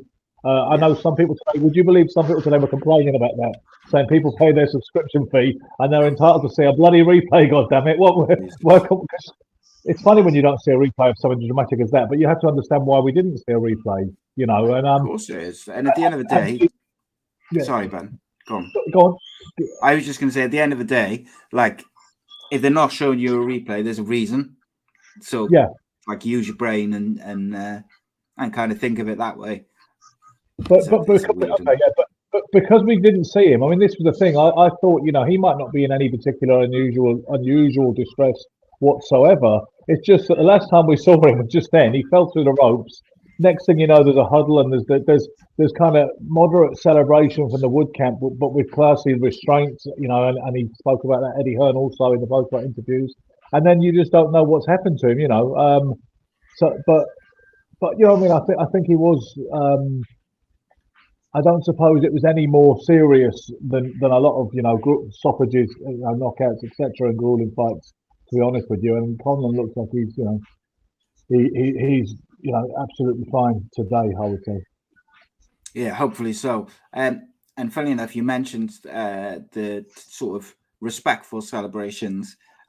One of the things that Josh Taylor was kind of criticised for after his fight the other week with the dodgy judges, which we're going to speak about in a sec, was kind of his reaction and his celebration because everybody felt like, you know, he hadn't won the fight, if you like. So he should have been a bit more respectful, I guess, with the celebrations. But, you know, I don't subscribe to that myself. But at the end of the day, the judge or the announcer announced that he was the winner, so of course he's going to celebrate. But, you know, yeah, I mean, I've got mixed feelings about that. I think great champions, particularly, I'm not saying Josh Taylor's a great champion because he doesn't quite qualify as that yet. I think they have a kind of mindset which is so obsessively success-oriented that they can be very churlish and given to sour grapes. Roberto Duran never lost a fight in his life. And it was always, you know, there was other factors involved. He either didn't train for it or he was robbed. And that is the end of it. You will not get... You have to approach these egos like you're walking up on a squirrel. Okay? So I think that is part of what makes them what they are. They may not be as decent and mature and balanced individuals as the person who can say, listen, I lost that fight. I mean, listen, Richie Woodall, who's a pundit these days on BT Sport, has been for many years and was on Sky before that. Fine fighter in his own right and a world champion, but when he beat Glenn Catley by a very, you know, disputed decision, he's held his hands up, you know, like the great bloke he is, and said, I didn't win that, you know, I feel gutted for Glenn. He should be the champion. But you know what? But Roberto Duran was like a 50 times better fighter than Richie Woodall. I'm not suggesting that was a completely integral component of that greatness, but you know what it might be? The inability to admit defeat. Yeah, I can kind of see that as well. It's an interesting one. So, excuse me, sorry. Obviously, since then we had the MP came out and said, oh, they want to investigate it, and this, that, and the other, and kind of give us the latest on that and the timeline of that for anyone who didn't follow it or know. This week, I believe, in the House of Commons, he mentioned it. He asked the Speaker during Speaker's question time. I would like to ask why the judge, because he's the MP for Chorley. I think his name is Sir Lindsay Hoyle or something like that. Yeah, I think that's it. And he said, you know, he asked the question in the House about why did the judges get it so wrong, and you know everybody's disgusted with what happened. And I guess he's trying to put a little bit of heat. Listen, we have dodgy decisions every week in boxing. We have decisions that where the judges are accused of being bent, on the take, incompetent, blind. That is very, very common in our wonderful game of boxing, not just in the pro game, but in the amateurs as well, and the white collar game too, you know. So I think the reaction of boxing people to questions being asked in the House, it was seen as a joke. It said things like, you know, I think somebody quipped, you know, the FBI will get involved in this, or maybe just the IBF and things like that, or could we have another, you know, 547,000 offences to be taken into consideration if this is really a police matter? And, you know, I just didn't take it very seriously because at the end of the day, the decision is the decision. There's not going to be anything resulting from questions in Parliament about that. That's just not a viable situation. What has happened, although I'm not quite sure what it means in practical terms, is Ian John Lewis, the judge who scored the widest margin for Taylor of the two, and he's very unpopular with fans. So Ian John Lewis is a lovely guy, ex-professional fighter, good, you know, star-class referee, and he wasn't a star-class judge until very recently, but he's been downgraded essentially. He's just an A-class instead of an A-star now. In practical terms, I don't know what that restricts him from doing and what kind of assignments. What does that mean? You know what? It probably will cost him a few jobs and a few assignments in the near to mid-term future at least. But that's what's happened. The board have taken the unusual step of any kind of sanction whatsoever, because usually they say that, you know, there's usually no activity as a result of a bad decision, no matter who complains to the British Boxing Board of Control or to any other, you know, particular body. But on this occasion, they knew there was a lot of heat on them. For some reason, this one struck a chord. There's been lots of bad decisions, and I think there's been worse decisions. But this one did strike a chord for whatever reason. Maybe it was a straw that broke the camel's back. And that's what the board that's been their response, is to downgrade Ian John Lewis. Obviously, some people are saying, well, you know, you can't call his integrity into question or his competence, you know, and other people have said, well, what about the other judge who voted for Josh Taylor? How come he's been pulling it out just because he had it a bit wider? It just scapegoat, some people suggest, but other people say, no, you know what, long overdue. Ian John Lewis would not be fit to judge a beauty contest between Naomi Campbell and Claire Short. But take your pick. Yeah, I think scapegoat. People love a scapegoat in these type of things, don't they? And ultimately, he's the guy that's been selected as the scapegoat. And would he have lost those jobs, Ben, anyway, because of the scoring on the cards? Who knows? Well, I don't know, Simon, because here's the thing, right? A lot of people say, is it bent? Is there brown envelopes? Or some people call them white envelopes. I don't know what the difference is. And I'd say no, I don't think so. I've never come across that. And I've spoken to judges and referees at a high level who I trust who say they've never, ever encountered bribery. Like the blatant kind of movie kind of bribe, like, come on, kid, there you go. Make sure you know what it makes sense. You know what to do. Said that doesn't happen. But what happens is people veer towards the bigger commercial animal. People veer towards the promoter's fighter or the promoter's fighters on a card because the promoter is the guy that pays them their wages. And there is this natural, they get wined and dined, they get 5-star treatment to an extent at these promotions, and sometimes they're flown around the world, and they have this natural tendency to protect the house and to go with the stream, and the favourite sons and the sacred cows. Josh Taylor, is he a sacred cow? Not really. He struggled, commercially, despite his great achievements in only, 18 fights going into that fight. But he was the home fighter, certainly fighting in Glasgow. And I think there was more interest in a Josh Taylor winning the industry financially. He was the bigger commercial animal compared to Jack Catterall, at least, who is even more obscure and less popular than Josh Taylor in the grand scheme of things. So here's the thing. People would argue that Ian John Lewis and Victor Loughlin, perhaps, although there's also the angle of Scottish bias with Victor Loughlin because he's Scottish also, like Josh Taylor. But let's take Ian John Lewis. Some people would argue that he voted that way to keep getting these big assignments. Do you know what I mean? I'm not suggesting that for 1 second, by the way, but that is the idea. Even if it wasn't Ian John Lewis, take another example because they happen frequently enough. They could say, he's going that way. Like when people say, watch this, he's won that going away, but watch them rob him now. Well, that's what fans say all the time on Facebook. They'll wait for the decisions and they'll be saying on Facebook or whatever else, watch them rob him or watch them call it a draw or watch them say it's much closer than it was, So it's difficult to suggest he would have lost those assignments had he not been sanctioned, because some people suggest that's the precise reason you get so many wonky cards in the first place, because they're trying to protect their position. I hope I've made that clear. I understand what you mean. It's one of those things which you wish didn't happen, but unfortunately continually does. I found it difficult to swallow. It really frustrated me on the night, because I felt like I'd wasted, an hour or whatever, because I'd invested in the fight. I'd enjoyed the fight. And then you felt like it was kind of, you'd been robbed of the right decision at the end of it. From a sporting point of view. But it is what it is. I kind of don't want to go over the same ground again with that, but I wanted to give an update with the, everything that's gone on since. One thing I saw yesterday, which was quite interesting for me at least, was that there was talk of Anthony Joshua fighting Joe Joyce. Now, to me, that's a really interesting fight,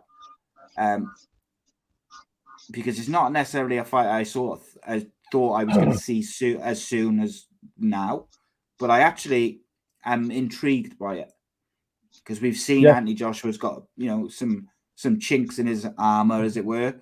And Joe Joyce has obviously been putting away people. Do you think it'll happen? And two, if it does happen, how do you see it going? I don't think it will happen unless, and I'll give you the caveat in a second, I wouldn't have thought it would happen because I think it's a hiding to nothing for Anthony Joshua. I don't see how he has a lot to gain in that particular instance. Obviously, we understand that Alexander Usyk is sidelined right now because of national patriotic reasons, things that go way beyond boxing in terms of importance and kind of crucial factors. But it's because Joshua, whatever qualities he's got, he is seen now as gun shy, and he is seen as vulnerable to a shot. As not exactly like an iron-jawed kind of guy.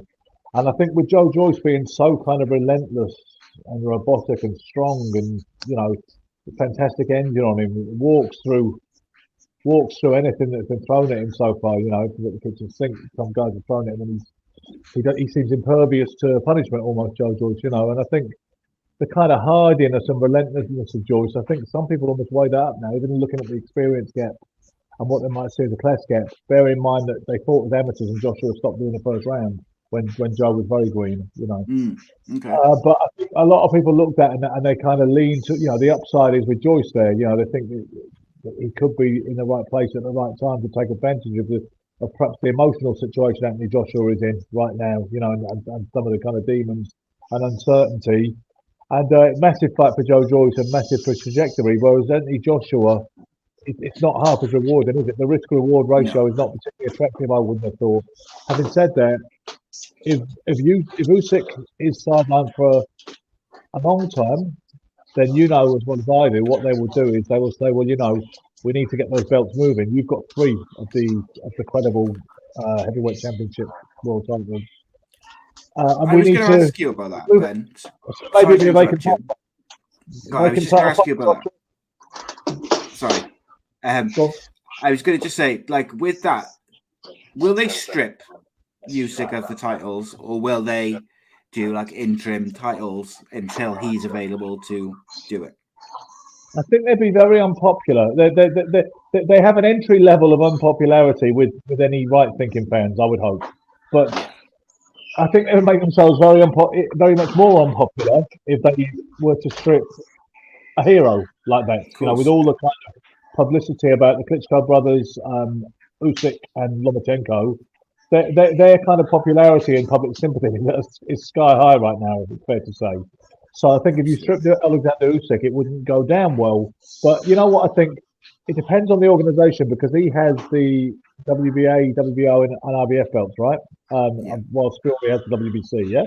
So some of them have something called champion in recess. I know that is a thing with some of them. So for any of the bodies where that's an option, I think they might make him champion in recess until he's able to defend what he rightfully won. And I think, like you say, they will have some other level of accreditation of world title to keep their sanctioning fees coming in. And if Joshua is offered, a degree of world titleness to fight Joe Joyce, then he might be up for it, mightn't he? Yeah, it changes. It gives.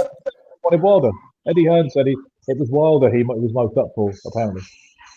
Well, I got to say, I don't know. I wouldn't mind seeing either fight. I got to be honest. I just think Joshua's got to fight someone, hasn't he? And they seem to be the 2 options that are being floated around. Danny, would you rather see Anthony Joshua fight Joe Joyce, or would you rather see Anthony Joshua fight Deontay Wilder? Probably Wilder. Yeah, probably Wilder. And I think Joshua would get knocked the hell out, personally. I mean, I don't know. I just think he would. Wilder would stop him. Yeah, you're Mr. Anthony Joshua. Yeah, I don't mean to. Because I've liked him in his interviews and everything like that. I just think he's weak against someone that's going to really push it on him. And I think the vulnerabilities which I think were hidden while he was winning, now they've exposed themselves. I think he's lost something about his self-confidence. I think he's lost that invincibility that perhaps was carrying him through. And I think this is something that's going to keep haunting him and keep coming back. And I think with someone like Wilder, I think it's just going to be too much for him. Ben, is that a fair assessment of Anthony Joshua and his skills? Yeah, I think so. I think, like Danny said, I think he has a certain amount of self-doubt now, which manifests itself in certain ways. Obviously, it started with the Andy Ruiz fight in 2019 in New York. Yeah. The thing's odd, because people like Danny said, when someone sticks it on him, that's when he's found wanting and he can't, dig down into that well. But he did against Klitschko, didn't he, at Wembley in 2017? I mean, he got off the deck. He was floored heavily then. And regardless of Klitschko being, rather ancient and in the absolute twilight of his career, he was still a very good heavyweight. And for me, the heart to get up off the deck is not dependent upon your opponent's age or anything like that. So that was pretty impressive the way Joshua gutted it out. And I think his first gut check, I think he came through with flying colours. But it was the way he was in the loss to Ruiz, and the way he was, the things he was saying, the distress signals he was giving off in the corner, and then the kind of the performance against Usyk, where it looked like he didn't really know what he wanted to do and who he wanted to be in that ring, and was incapable of making the adjustments or using his physicality and any of the advantages that were an absolute given, on his side of the equation. And I think now people have started to say, okay, well, that seems to outweigh any perception that was created by the Klitschko fight and that come from behind victory. So, yeah, Ben, I'm sorry to interrupt you, but I do agree with you there, actually. But do you think it could be a case that I think for every fighter, there's always going to be one fight that breaks something in them? Like where you hear people say, oh, they left something of them in that fight and they'll probably never be quite as good again because of it. Do you think that was the case? Yeah. I think it can be. I mean, the examples that spring to mind, like Donald Curry when he got battered by Lord Hunnigan, was never that kind of same fighter, the incumbent all-time great that he was being touted as, and certainly looked to be, since that moment. When John Mugabe lost to Moen Hagler, as well as he performed and as classic a fight as it was, John was never the same ever again. And I think that can happen. Even Errol Christie, who was a streaking prospect who was supposed to win everything in the 80s from Britain, he lost, got knocked out in the first round by a Belgian light heavyweight. But it was a bit of a silly match that they made for him, but they took it. He got banged out in about 60 odd seconds, and he, I say he had these ghosts and demons, and he achieved things afterwards, as did Donald Curry, to an extent, but he was never the same again. And I think maybe people certainly believe there are ghosts of Madison Square Garden in Anthony Joshua's case after losing to Ruiz. And most people have said what you said, that if he fights Wilder, he will get banged out, regardless of Wilder, coming off the losses he has to Tyson Fury. And Wilder, maybe Wilder is damaged goods as well now, for the same reasons we are discussing. But most people seem to think he'd be the last man standing against Anthony Joshua just because that crazy power juxtaposed with that vulnerability. Mm-hmm. It's going to be an interesting time. But sorry, what did you think? I mean, what's your view? How do you think that will go down? I think Deontay Wilder knocks out Anthony Joshua, and I think Joe Joyce. I just think Joe Joyce will be a bit with the Deontay Wilder thing. I think Deontay Wilder will stop him because of his power and his aggression, whereas I think Joe Joyce will stop him with relentless pace, power, and just kind of keep coming and coming. Both of them stylistically are not good matchups, I don't think. Yes, Joshua's style that's the and way frame I see of it mind. as well. But I am vastly interested in both fights, more so than I'm interested in seeing the Usyk rematch. I got to say, and that's just my opinion, Ben. I got to say. Yeah, because I mean those are two interesting fights because they're intriguing and they haven't already happened yet, and they are intriguing because there's a crossroads fight as far as Joshua and Wilder are concerned. In terms of Joe Joyce, it's really interesting because he was miles ahead of Joyce at one point, and now the gap has closed. It's a big domestic clash.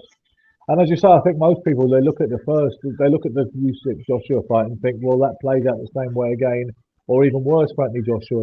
I mean he's announced a new coach since we last spoke. A fellow called Angel Hernandez, who's been working in his camp for the last 3 years anyhow, will now be steering the ship and at the helm, which we'll have to see how that pans out and whether whether there are any significant changes under that particular regime. Yeah, I am kind of following that with a bit of interest because I see a lot of talk about judges. I saw coaches. Sorry. I saw who was Josh Taylor's coach seems to get a lot of criticism. Ben Davidson, that's the one. He gets a lot of criticism. People calling him a fraud and all this quite aggressive kind of, not nice comments whatsoever. Where does that all come from, Ben? Because it's quite widespread.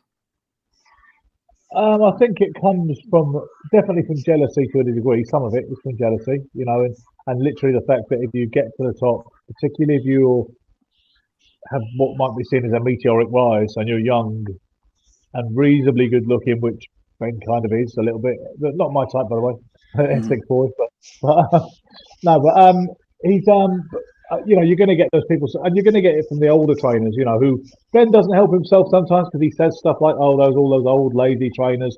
No, what if they were really any good, they'd be where I am," and all that. Which is, it's better to be humble and to acknowledge that you're just really grateful for your position and you've been a bit lucky, even if you don't really feel that. Even if inside you're a psychopath who's like, "I got here because I'm a fucking genius, all right, and it's because I work 25 hours a day." Even if you think that, and even if you know that, don't say it. Just say, "Well, I've been lucky, you know what it is, and hopefully God willing it continues." Ben doesn't always do that, so he gets people's backs up. That's been another factor. And you know what? There's also some people who honestly feel that way, and they have a more creditable, kind of reasonable view, whether they're right or wrong, when they say, that he's been gifted fighters, he's had fighters handed to them. I mean, Ben's career as a trainer, he came into the hot seat with Billy Joe Saunders. Billy Joe Saunders broke up, as it were, with Jimmy Tibbs when he was out in Marbella training for a title defence of his WBO middleweight title at the time in 2016. Jimmy Tibbs is a good friend of mine. I speak to him a lot, and his son Mark, who you'd be familiar with. And they had basically had a disagreement in Marbella, and Ben Davison was around helping as an auxiliary trainer, and I did witness that in the gym back in England as well. I'd never seen Ben before, and I could see he was giving advice about the sparring. At one point, I saw Jimmy Tibbs say, "Yeah, all right, Ben, just let me do my job, yeah." And so I could see there was a bit of friction. And then they went to Marbella, and in the end, Jimmy Tibbs said, "Do you want him or do you want me?" And supposedly Billy Joe Saunders said, "I don't know, Jimmy." He said, "Well, I'll tell you what, I'll make a decision for you. See you later." So he went home. They only had a couple of weeks to go before the title defence, in Scotland it was, in Paisley. And so Ben, he was like, "Okay, you're the head trainer now. You'll be in my corner." And literally, I knew it had happened, but I didn't say anything because I wasn't at liberty to say. But I knew as soon as Billy Joe walked out, they'd be like, "Who's that fella with him? Where's Jimmy Tibbs gone?" And that's what they all said, as soon as he walked out to the ring. That was going on all over social media, in my circles. And Ben didn't have a great night that night because he was, I think he froze a little bit. He said stuff like, "Just use your left jab," which obviously Billy Joe's a southpaw, but it just the pressure on him at that moment. Or apparently he said that. I don't know that, by the way, because I didn't really watch the fight all the way through. It was an awful fight. But so then people were saying, "Who is this Johnny come lately? He hasn't got a clue." Then he got with Tyson Fury, of course. And then people were sceptical, but look what Fury did. And I know that he didn't work with him after the first Wilder fight, which was a draw, but Ben got a lot of trajectory off of that. Then he ended up working with Devin Haney, with Josh Taylor, who had previously been with Shane McGuigan. Then he ended up working with Lee Wood, who was, listen, if Lee Wood had lost last night, bear in mind people think Josh Taylor got beat. Almost everybody thinks that, except for Josh Taylor, allegedly. Mm-hmm. If Michael Conlan had won last night, and it really looked like he was going to, imagine if he'd have won in the first round, like it looked like he was going to, yes, they'd all be really laying into Ben even worse, wouldn't they? Saying, "See, he's a fraud, and now the whole world's tumbling down." Taylor should have got beat. Lee Woods got beat. All the rest of it. Fury looked better without him. So it's the point is it's very finely balanced, isn't it? And there is a lot of luck involved. You can claim to be a genius, but there is luck involved. And last night, he did his job to his best of ability, and it came out their way, by the grace of God. But that's why people slag people off. My opinion of Ben Davison is he has got a good boxing IQ.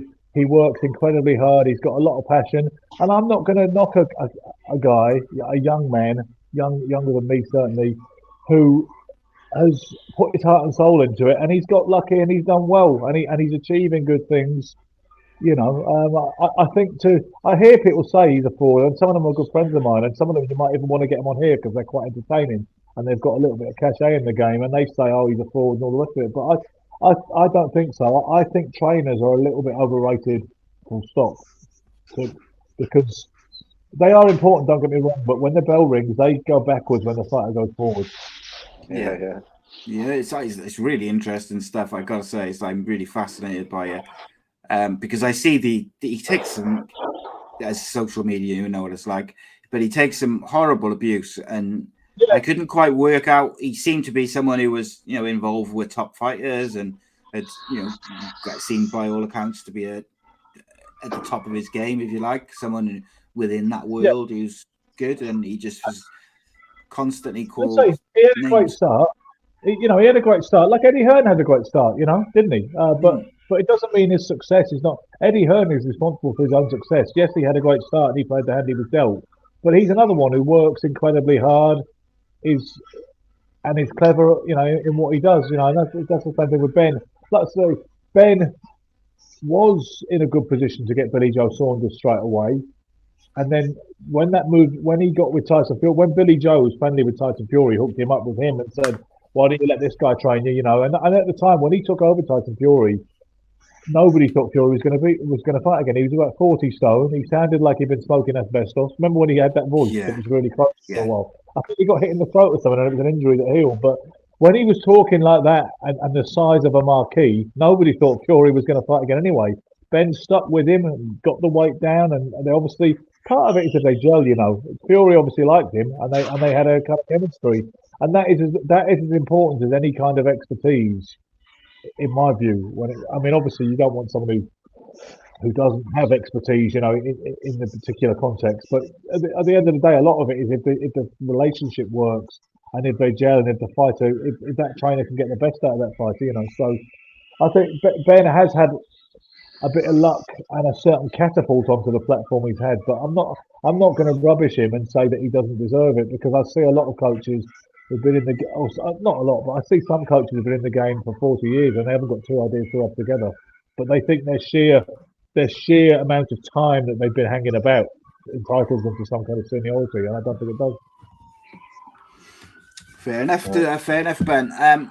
So just looking to see what we've got coming up from the boxing side of things. Is there any big fights next weekend? Because there's a lot of MMA next week.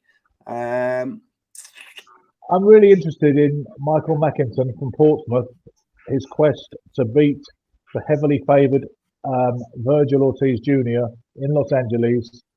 It's a crazy fight in a way, because he's an undefeated prospect from MTK.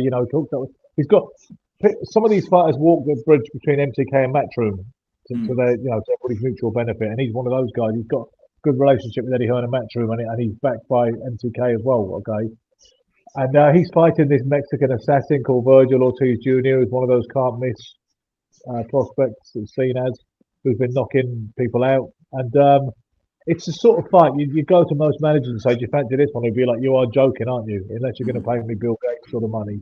But Michael is taking it. Michael's management is taking it. He wants it. He thinks, this is the week that's going to change his life. He's been backed against before, and people have not believed in him. He doesn't care. It's all grist to his mill, and he thinks he's going to win. I mean, I haven't checked the odds lately, but he will be a reasonably clear underdog in that fight. I just think it is really interesting, because you see so many prospects like Conor Benn. Who's he fighting next? He's fighting Chris Van Heerden. Who did he fight last time? I think it was Chris Algieri. Who really gives a toss about that and can get up for that? Unless you're an idiot. So, or unless you're just like a teenager who just thinks, wow, it's Conor Benn, and you're impressed by that. So Michael Mackinson going to the West Coast to fight Virgil Ortiz Jr. It's the sort of thing that almost doesn't happen anymore. But it's happening this Saturday, and I can't wait. I mean, I know the kid, I know his dad. I'd love to see him do it, but they are up against it, of course. Yes, indeed, Ben. It's absolutely one to look out for. There was another fight I was just looking at. That's the weekend after, which is the Josh Warrington's fighting Kiko Martinez. That looks like quite an interesting fight. The following week. So Ben, next week is we're doing the show on Monday. If you're available, we might get you on for it. It'd probably be like a shortened version, because we got 60 million events and stuff to talk next week, because there's a UFC in London and a Cage Warriors in Manchester on Friday. So we might, if you're available, we'll definitely would like to get you on to talk about Michael Mickinson's fight. Hopefully you'll have come out victorious out in it's in Leeds. There we go. Is it in Leeds? No, it's in LA. I do apologize. LA. I mean, I would never confuse the two cities, having been to both of them. Are they not similar? My job's terrible. If someone offered me like a 2 weeks all expenses paid trip to LA and it turned out to Leeds, I would be having words. There we go. Ben Doughty, as always, is an absolute pleasure to have you join us, talk some boxing. Appreciate you, and hopefully we'll see you next Monday. Cheers, boys. Thank you.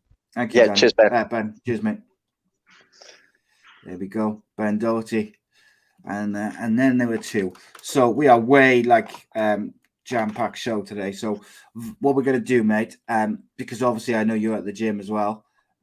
We are going to, instead of going match by match, I'm going to ask you to just talk generally about the UFC fights and any notable performances, whatever it may be.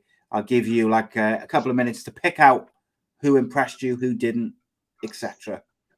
Yeah. Also, just a quick mention. I thought the Santov and Akaleev was kind of disappointing. I thought it was going to be better than it was, but Akaleev got the win, and I think he was going to win it on paper anyway for my money. Marlon Moraes, gets knocked out again, but you can't take anything away from Song Yadong. He's looking tenacious. Quick question, mate. Where does they go with Marlon Moraes? He's been knocked out 4 times in a row now. He's got to be on the on the brink. When you think they've just released Greg Hardy? Yeah, I think he is on the verge of going. It just seems his off switch gets triggered too often. But like I said, I don't want to take anything away from Song Yadong. He's crosshand. He's trying to land it. With what seems to be no prep up or disguise. He's just so technically quick with it, and just got such good range management. He fires off his crosshand like it's a jab. It's incredible. Song Yadong's proven to be the real deal in every sense. So look, onwards and upwards for him. As for Marlon Moraes, I think I wouldn't be surprised if we see him get cut. I really wouldn't. No, sorry. Go back to your little. So Yusuf, I think he performed very, very well against the awkward Alex Carreras. He pulled off an emphatic win. He was losing all the way through, and then pulled off a win by submission, didn't he? The previous fight out, real awkward customer. Just didn't look like his normal energetic self. I think maybe his style and his age is getting to him a little bit. So Sadiq Youssef looked really, really good, really hacking the legs, putting in a good game plan. I don't know whether it was a pre-thought out game plan, but it was something that just started to work well for him with those leg kicks, and it was a right thing to do with someone who's really footwork orientated that fights at range. I think hacking up the legs is a good proposition for him, and Sadiq Youssef did that. So whether it was IQ or whether it just fell in place and it just felt good to therefore continue to hack the legs, I don't know, but it pushed him all the way to a victory and looked really, really impressive doing so. So well done to Sadiq Youssef. He's on the up again. Then Khaled Roundtree, as you know, he stamped out Modestas' knee, looking brutal in that fight, and looked even more brutal against Carl Robertson. Robertson's a legit, very, very tasty kickboxer in his own right. I knew this was going to be throwing down to be an incredible match. Carl Robertson was doing the right type of things for Khaled Roundtree's low down stance. I mean, it was super low down. I don't quite know why he was doing that. It's almost like so low he's expecting a shoot off of Carl, but Carl was always going to stand and bang. But Roundtree, he just got an air of confidence about him, like he knows something we don't. I don't know whether he's looked in the crystal ball and seen that he's going to get these wins and therefore just going out to make the future play out. I don't know, but he just seems to know something, and he's coming out so confident and so aggressive. And in his interview afterwards showed quite a lot of emotion, talking about his days of obesity and how he's really, really depressed. So clearly this is rehabilitating him in some way, getting all these results, and it seems to be doing him good, not only for his his fight record, but for him as a person. It seems to be healing something within him. Look, to me, if someone's going to beat someone like Roundtree, you have to push him where he's weak, which is to fight off his back, is to hit him hard in the wrestling aspects. But right now he's on some positive trajectory, and I'm happy for him because he's exciting to watch. Another one that we saw, which was a really good fight. Did you see the Terence McKinney? Young fighter, looking rangy in the division, really rocked Drew Dober. And Drew Dober, it looked like he could be getting finished really early on, but a little bit of fatigue started to kick in from Terence, and Drew Dober's experience really showed through, and he's able to turn the fight completely about turn all in one round. Ended up coming on strong to get the knockout over McKinney.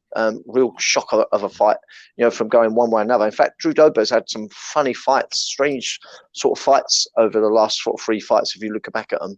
But, well done on him. He's on the upwards again. So hopefully, he'll keep that trajectory going. There were some other fights as well. I don't know whether I'm coming off the main card now, but I did take time out to watch some other fights because I was really interested in this, and that was Alex Pereira. I don't know whether I'm pronouncing his name right, but that Alex Pereira, 6 foot, 6'4", come from a very, very good striking background in K1. The guy's an absolute monster and very, very rangy in the weight division. I think that is it. Middleweights they are 6'4", so showing similar height credentials and stand-up credentials as Adesanya. So to see this guy come up the ranks, I think we could be seeing an incredible fight there, possibly on the cards in the coming sort of like 18 months if he carries on knocking up wins. That Bruno Silva nevertheless fought a brilliant fight. He really, really did. And this is someone that bangs people out and gets knockouts too. He was not afraid to fight with Alex Pereira, not at all. He was going in hard with the hands and getting some successes there, and was not leaving it to be a foregone conclusion. It was going to be losing in the striking. But Alex Pereira, as we knew, being such a prestigious striker, did start to make it work and work well for him. Really good knees, some great kicks, and some great composure as well. For someone that has his hands down so low, relying on his range, he did get clobbered a few times, but he didn't really ruffle his feathers enough to show that it was knocking his confidence. And he come through and beat Bruno Silva. But yeah, that Alex Pereira is going to be one to watch in that middleweight division. It's kind of interesting because Adesanya has always been fighting people that need to get him to the ground, and they haven't been able to, and he keeps them striking and wins there. This Alex Pereira is someone that would not be looking to get to the ground. Will strike him on the feet that matches him both with his height and range and stand-up credentials. So I really hope that fight happens in the next sort of like 18 months to 2 years. Just trying to think any other fights I watch. I think that's pretty much all of them that I watched. I think it was I covered a everything, relatively enjoyable show, but at the end of the day, I think all eyes are on UFC London now, aren't they? Oh, It's just insane, and people are excited. But both you know what? Both sides of the globe. Yeah, absolutely. And I would be enjoying it so much more if I didn't have all the stresses of Jordan the night before. I'd really be. And weird not only how that, they've done that. Yeah, I've got an absolute stacked weekend. I really, really have. I've got Jordan on the Friday night.